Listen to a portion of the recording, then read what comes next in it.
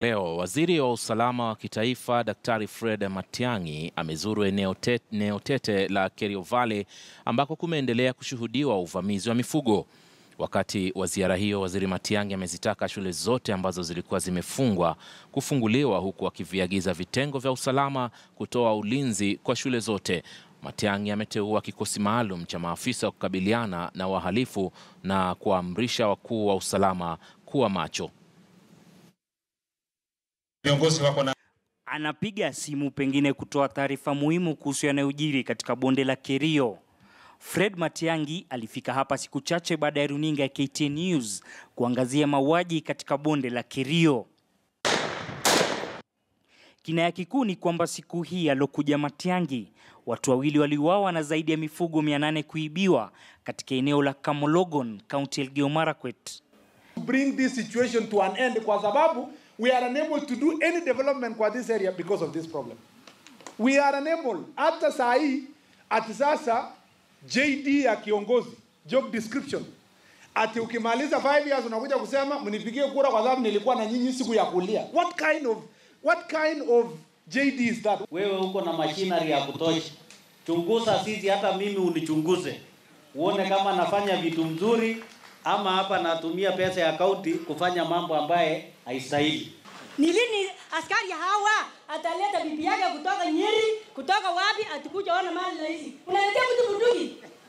Matiang'i.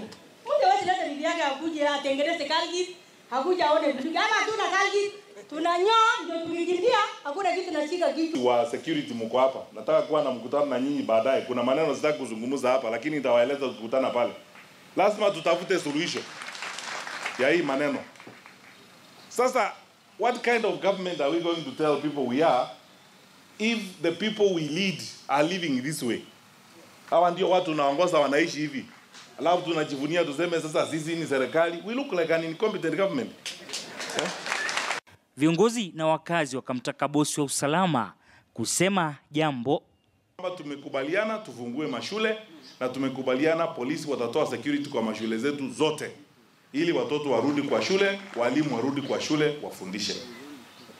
Na county commissioners, ile shule ambayo haitafunguliwa, mimi nitajua hiyo shule haijafunguliwa kwa sababu wewe na watu wako hamjahakikisha kwamba shule imefunguliwa. Kisha akateua kikosi maalum cha maafisa wa kukabiliana na wahalifu. Isitoshe, Matiang'i akatoa onyo kali. We have appointed a special DC who is going to be in charge of this border na ataishi hapa. Huyo DC ata coordinate operation ya mpaka huu hapa. We will give that DC instructions accordingly. They will be based here. Tutampea gari. Ata coordinate our security activities here as we start the long-term planning for this place. Sasa inasubiriwa kwa hamu kuu endapo ujio wa Matiang'i utazaa matunda na kurejesha utulivu katika bonde la Kerio. Elvis Kosgei, KTN News, katika bonde la Kerio. Muungano wa NASA umerekebisha orodha ya wabunge ambao watakaowakilisha muungano huo kwenye tume ya huduma za bunge, yani PSC. NASA imeondoa seneta wa Vihiga George Khaniri na kumorodhesha seneta wa Makueni Mutula Kilonzo Jr. Jeff Kirui anaarifu kutoka bunge. Uongozi wa muungano wa NASA bungeni hii leo waliandaa mkutano kutatua mgogoro unaokumba muungano huu kuhusu wawakilishi kwenye tume ya huduma za bunge PSC. Kiongozi wa walio wengi John Mbadi, naibu wake Robert Mbui wa Wiper na kiranja wa walio wachache Junet Mohamed waliweka vichwa pamoja na hatimaye kutoa orodha nyingine. We have allocated the one slot for Wiper in the Senate, and that is going to Mutula Kilonzo Jr.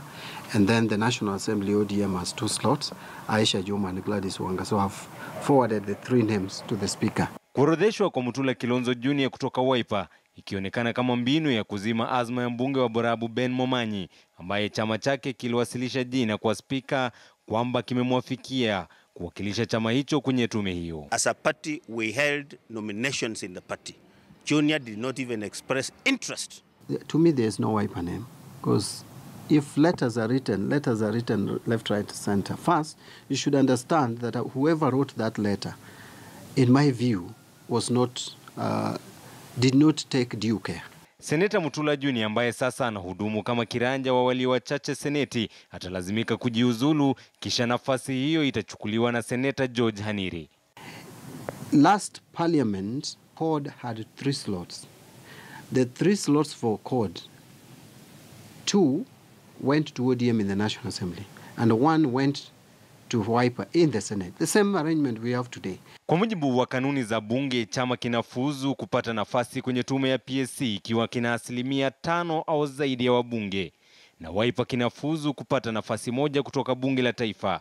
Wiper kikisisitiza kuwa ni sharti Momanyi awe ndani, ambaye tayari anaonekana kupigwa jeki na upande wa Jubilee. So if they have 2 slots in the National Assembly, then 1 will go to ODM and 1 will go to Wiper, and the 1 in the Senate will go to ODM. If they decide to give it to one of their coalition members, well and good. Duale would not want the best for NASA to represent NASA. He would want his own interests to be served. Tayari upande wa Jubilee umewasilisha orodha yake inayojumuisha maseneta Aaron Cheruiyot na Beth Mugo na wabunge Adan Keina na Naomi Shaban. Kiongozi wa walio wengi Aden Duale akisema atawasilisha hoja ya kujadili na kupitisha majina hayo hapo kesho. Japo wanasema wabunge wa NASA wanaoonekana kupinga serikali watapigwa teke na wabunge wa Jubilee. Jeff Kirui, KTN. Kwingineko, shughuli za kawaida zilikatizwa kwa muda mjini Nyamira kufuatia maandamano ya wafuasi wa mbunge wa Borabu Ben Momanyi kuhusiana na uwakilishi wa kamati za bunge. Kundi hilo limemtaka Momanyi ajumuishwe kwenye tume za huduma za bunge yani PSC. Wanadai Momanyi anachezewa shere na wenzake katika muungano wa NASA katika kugawa nafasi za kamati mbalimbali za bunge. Fred Muturi na taarifa zaidi. Shughuli za kawaida zilitatizika kwa zaidi ya saa moja mjini Nyamira baada ya waandamanaji kugadhabishwa na uwakilishi wa wabunge wa NASA kwenye kamati ya huduma za bunge PSC.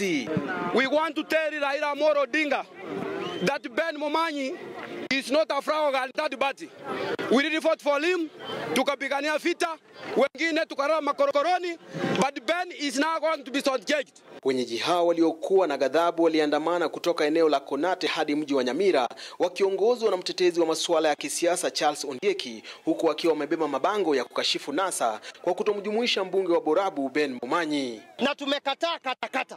Ben Momanyi alilala nje, Ben Momanyi alipigania Raila Odinga mpaka dakika ya mwisho. Sisi kutuletea sijui ni Gladys Wanga sijui ni nani kutoka Coast, hata sisi tuna nafasi yetu NASA. Waandamanaji hao wanasema walitarajia mbunge Momanyi wa chama cha Wiper kuwa miongoni mwa wale watakaohudumu kwenye kamati hiyo, kwani amekuwa mtetezi wa Raila Odinga kwa miaka mingi. We fought for Ben Momanyi.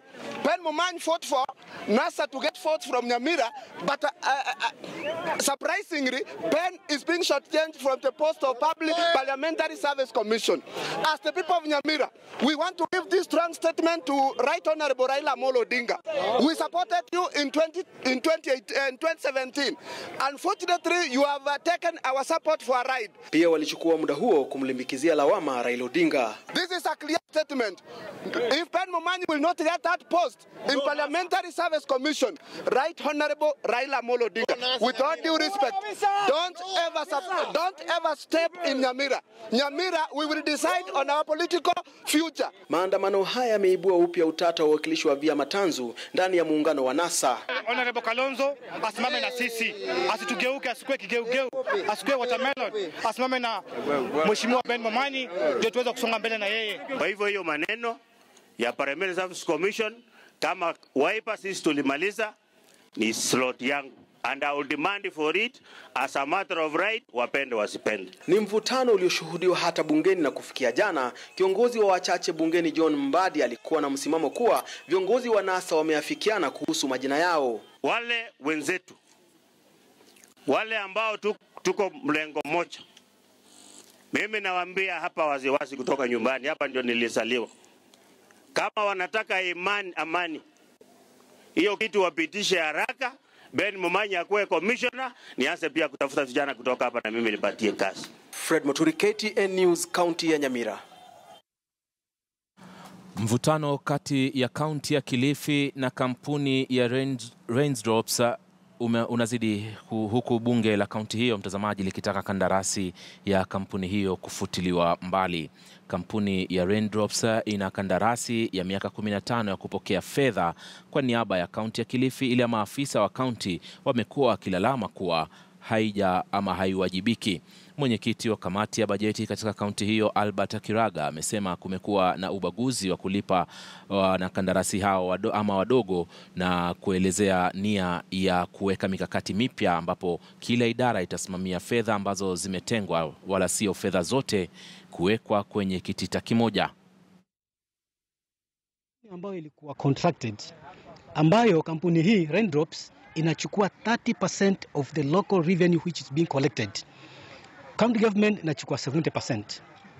Na matatizo mengi sana yanapatikana kwa sababu ya hii kampuni inachukua ushuru na pesa mingi haiendi kwa ule mfuko wa serikali.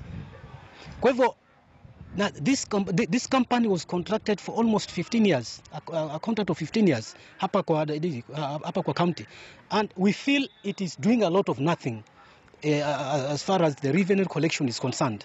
And therefore, mimi kama mwenyekiti, pamoja na kamati, pamoja na bunge, we are initiating processes ya kuondoa hii kampuni na kuweka haya masuala yote kwa Kenya Revenue Authority, ambayo itakuwa ina collect on behalf of the county government. Waziri wa mawasiliano na utandawazi Joe Musheru kwa mara nyingine tena amekaidi mwaliko wa kamati ya seneti ambayo inahusika na masuala ya mawasiliano iliyomtaka afike ili kujibu maswali kulingana na uamuzi wa serikali kuvifunga vituo vitatu vya televisheni mwezi uliopita. Musheru alikosa kufika mbele ya kamati hiyo wiki iliyopita na akapewa fursa nyingine ya kuitikia wito huo mapema hii leo asubuhi. Kenya who are requesting this according to the constitution. So when impunity is shown in this form, it just leaves me completely flabbergasted that people in authority, people operating at that level, can just play games like this. In my view, this is just a game that this committee does not matter as much as we thought it did.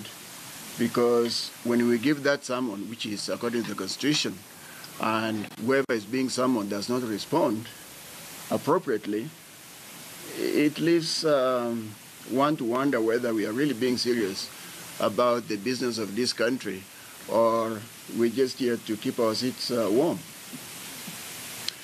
On a personal level, I've had to rush and spend flying into Turkana on Saturday and flying back yesterday only to come and attend this meeting.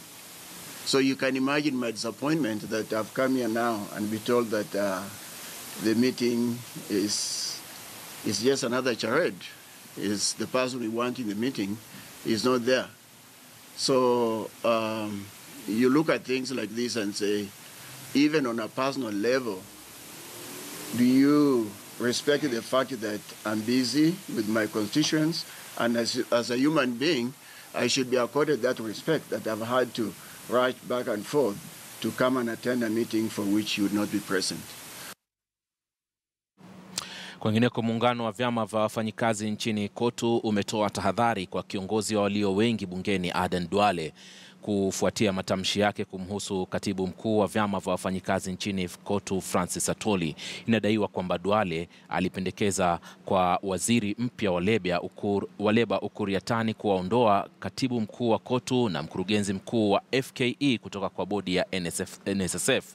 Wameonya kwamba wawili hao wako kwenye bodi hiyo kuwakilisha wafanyikazi, si kwa nia zao za kibinafsi. Being one of the biggest ministries in this country has had a lot of problems. We have had issues of strikes in this country. We know that this is a ministry that is poorly funded, and we have struggled as KOTU to see that we separated the Ministry of Labour from the East African portfolio, so that the minister currently appointed should be able to concentrate on labour issues. We know it is through the Ministry of Labour that we drive the economy of this country. I want to tell the likes of Duale to try to refrain from bringing more side issues which will detract the newly appointed cabinet secretary from performing his duties. Serikali itazindua vitambulisho vya kisasa mwaka ujao katika juhudi za kupunguza idadi ya stakabadhi ambazo Wakenya hubeba pamoja na kurahisisha biashara na mataifa mengine ya kigeni. Akizungumza katika mkutano wa IGAD mjini Naivasha, kaunti ya Nakuru, katibu katika Wizara ya Uhamiaji, Meja Jenerali Gordon Kihalangwa amesema vitambulisho hivyo vitajumuisha maelezo ya NHIF, NSSF, KRA pamoja na kibali cha kuendesha gari. Kihalangwa amesisitiza kuwa vitambulisho hivyo vitarahisisha usafiri kati ya mataifa ya Afrika ya Mashariki. Third generation identity card, which is just like a MasterCard, whereby or rather an e-passport, but it will be a card, whereby when you now get to a border point, you swap your details and your details are captured. The government of Kenya is in the process, and particularly the Department of the Minister of Interior and Coordination of National Government. We are in the process of now procuring a third generation ID. The procurement process has just begun. Migration is a force for good.